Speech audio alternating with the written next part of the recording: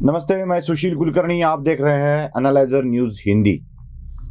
महाराष्ट्र के 12 विधायकों को राज्य सरकार और विधानसभा अध्यक्ष ने निलंबित किया था और इस विषय को लेकर विधायक सुप्रीम कोर्ट का दरवाजा खटखटाने चले गए थे। सुप्रीम कोर्ट ने निर्णय दिया कि यह बात गलत है। It is a danger to democracy, पूर्णतः असंवैधानिक है और इसको हटाया जाए। यह निर्णय जैसे ही घोषित हुआ वैसे ही महाराष्ट्र की राजनीति गर्मा गई। अब सुप्रीम कोर्ट के निर्णय का स्वागत करना सबके लिए अनिवार्य है।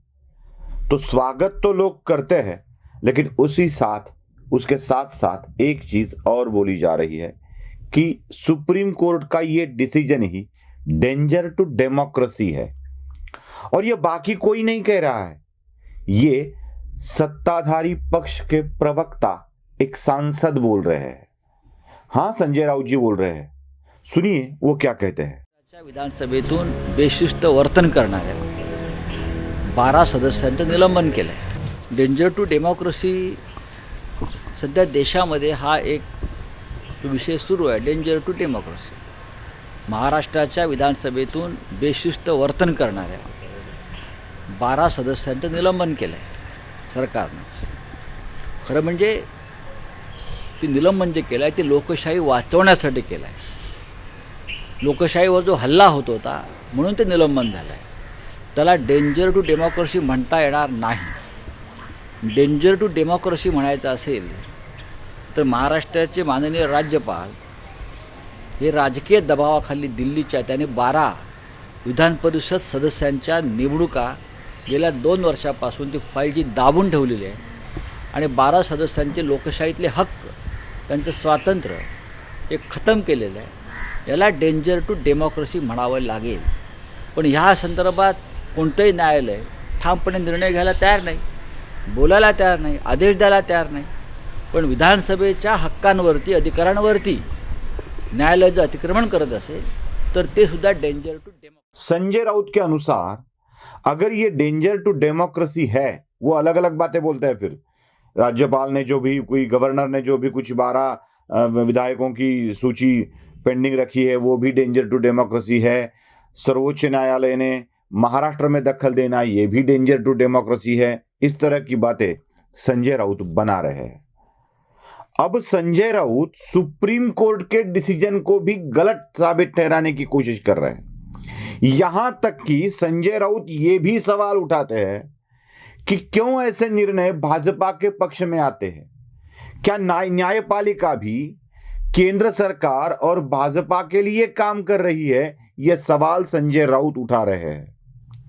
मैं तो अब भाजपा की, केंद्र की सरकार को ही सवाल पूछने जा रहा हूं कि इतना आप कैसे सह लेते हो।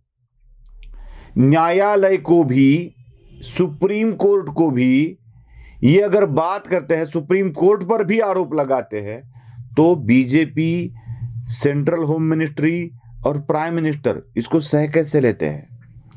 और संजय राउत को भी ऐसा लगता है कि ये सारी चीजें इसी तरह से हो रही है। एक अफवाह फैलाना बंद कर दो, बिल्कुल अफवाह फैलाना। अफवाह क्या है?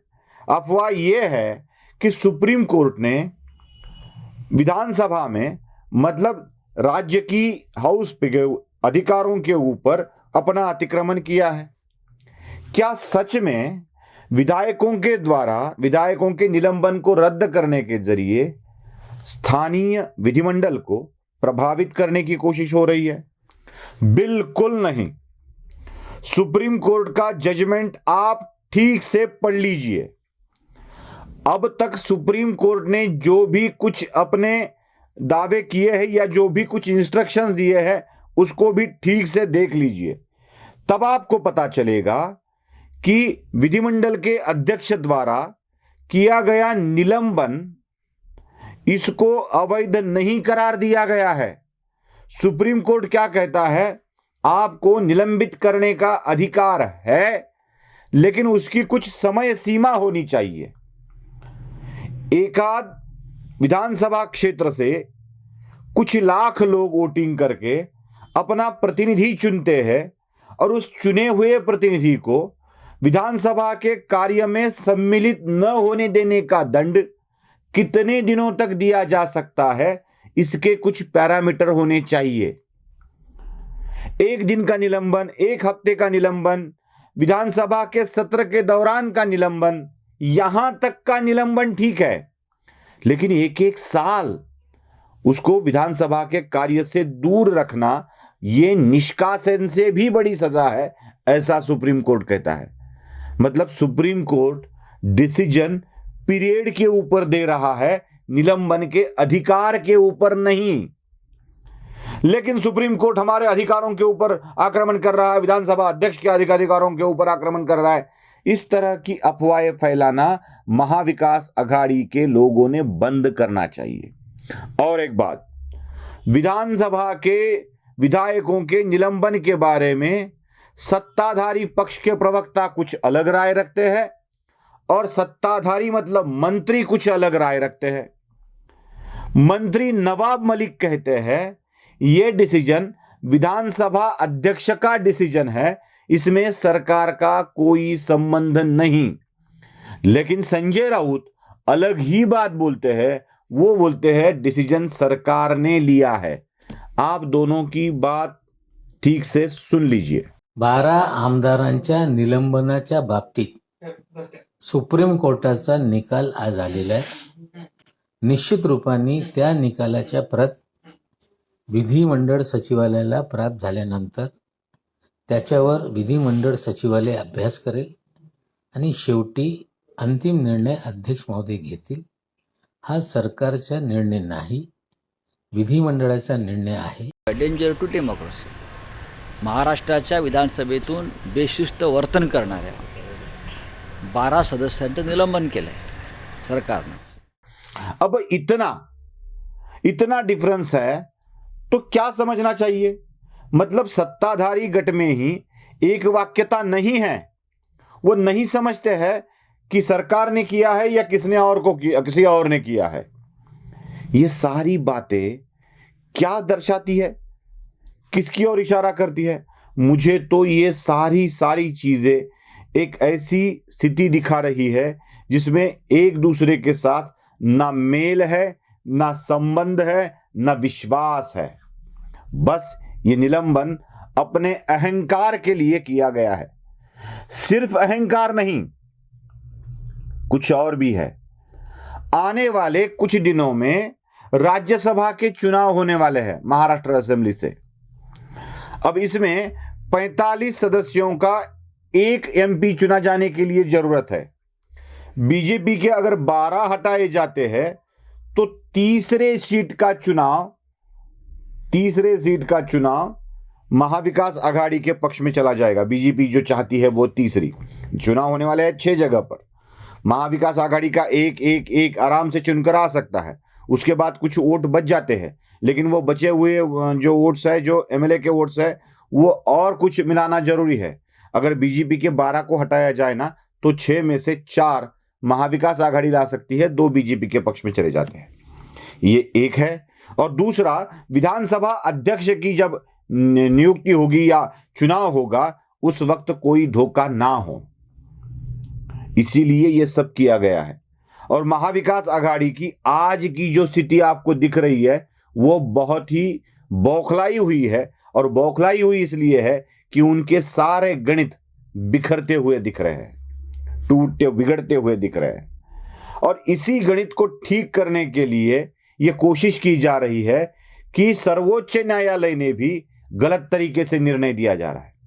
मतलब आदमी अगर बौखला जाए ना, दिमाग खराब हो जाए ना, तो गलती पे गलती करता रहता है।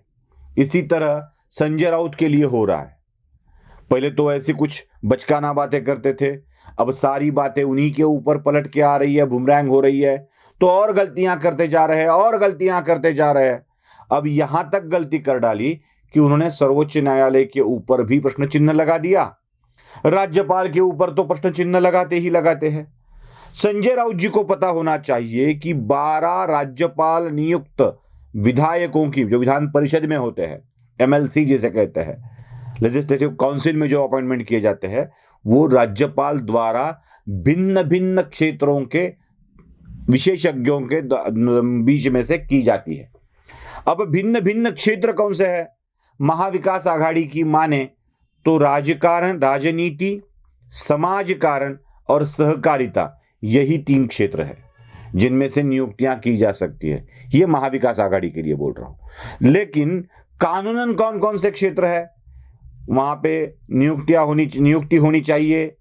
फिल्म से, नाटक से, साहित्य से, संगीत से, संस्कृति से, क्रीड़ा से, वैद्यकीय से, मतलब डॉक्टरों में से कुछ, प्रोफेसरों में से, एजुकेशन से।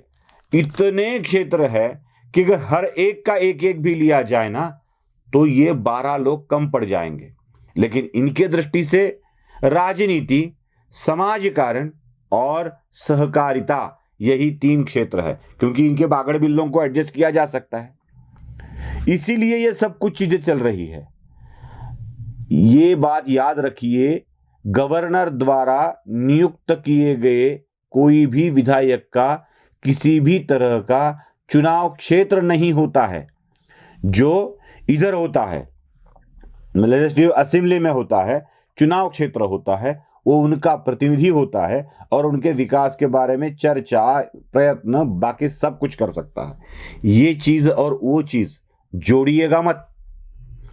और अगर राज्यपाल उतर ही आए राजनीति पे तो क्या होगा? बलात्कारियों का नाम उसमें है, बलात्कारियों का नाम उसमें है। मैं फिर से दोहरा रहा हूं, वो लिस्ट में जिनके ऊपर बलात्कार हुआ है उनके नाम चर्चा में है। जो द्विभार्या प्रतिबंधक कायदा को सीधा सीधा उल्लंघित कर देता है उसका नाम उस लिस्ट में चर्चा में है। अगर ऐसी बात है तो आपके लिस्ट की चरित्र क्या है, चरित्र क्या है और चारित्र क्या है, इसके बारे में सोचा जाएगा। अगर ये सोचने की बात है तो संजय राउत जब ये उछलेगा तो आपको फिर एक बार मुंह की खानी पड़ेगी। इसलिए सर्वोच्च न्यायालय पर बात करते वक्त या केंद्र सरकार पर आरोप लगाते वक्त या गवर्नर के ऊपर आरोप लगाते वक्त आपको थोड़ा सा तो सोचना चाहिए, ऐसा मुझे लगता है। दरअसल ये आपके ऊपर टीका नहीं है, ये आपकी आलोचना भी नहीं है, ये सीधा सीधा एक दोस्त द्वारा, क्योंकि मैं भी पत्रकारिता में रहा था और आप भी शायद पत्रकारिता में हैं, शायद इसलिए कि आप ज्यादा राजनीति में हैं।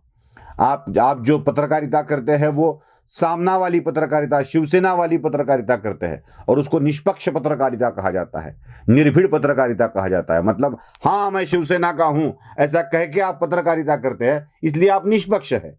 और अगर हम आपको बोलते हैं आप गलत कर रहे हैं तो हम भाजपा के भक्त हैं। होता है भाई, ऐसा ही होता है।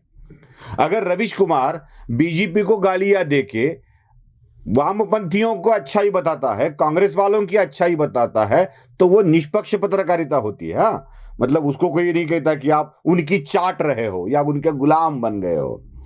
अगर यही बात महाराष्ट्र के कुछ पत्रकार करते हैं, निखिल वागड़े जैसे, अब तो वो कहीं दिखाई नहीं दे रहे, उनका नाम लेना ठीक नहीं है, लेकिन राजदीप सरदेसाई जैसे कुछ लोग करते हैं, तो वो निष्पक्ष और सच्ची पत्रकारिता होती है। और अगर मैं कांग्रेस के दोष दिखाऊं, शिवसेना के दोष दिखाऊं, तो मैं हो जाता हूं अंधभक्त। चलो ठीक है, अंधभक्त ही सही, मैं आपका ही अंधभक्त समझ लीजिए और सोचिए कि आपकी जो प्रतिमा है ना वो अभी खत्म होते जा रही है, धाराशायी होते जा रही है। ना शिव सैनिकों में आपके लिए कुछ सहानुभूति बची है और बाकी लोगों की तो बात ही छोड़ दीजिए। थोड़ा सा खुद को बदलिए संजय राउत जी। ये सुझाव एक पत्रकार के हैसियत से एक पत्रकार को दे रहा हूं। नमस्ते।